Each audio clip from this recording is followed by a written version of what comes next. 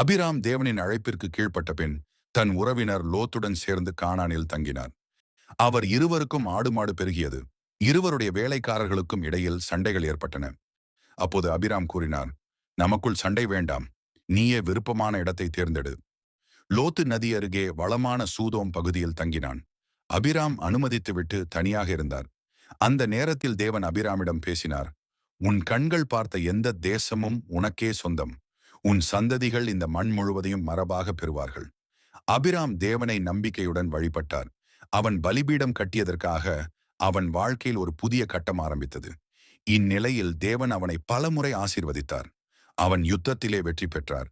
சோதனை காலங்களிலும் தேவனின் கிருபை இருந்தது. இருந்த போதும் ஒரு வலி இருந்தது. அபிராமுக்கும் சாராக்கும் பிள்ளை இல்லையே. அவர்கள் வயதாகிவிட்டனர். ஆனால் தேவன் கூறினார், உனக்கு பிள்ளை பிறக்கும். உன் சந்ததிகள் விண்மீன்களைப் போல எண்ண முடியாதவர்கள் ஆகுவார்கள். அப்பொழுது தேவன் அபிராமோடு ஒரு உறுதி செய்தார். உடன்படிக்கை, கவனன்ட். அவன் பெயரை மாற்றினார். அபிராம் அபிராகாம், அதாவது பல ஜாதிகளின் தந்தை. சாரையின் பெயரும் மாற்றப்பட்டது. சாராய் சாரா, அவளே ராஜாக்களுக்கு தாயாவாள்.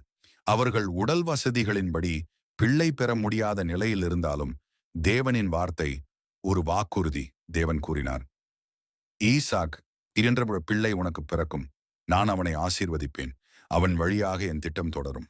பாடம்: நாம் தேவனை நம்புகிற பொழுது அவர் நம்மை மாற்றுவார். அவர் நம்முடைய பெயரையும் பாதையும் புதியதாக ஆக்குவார்.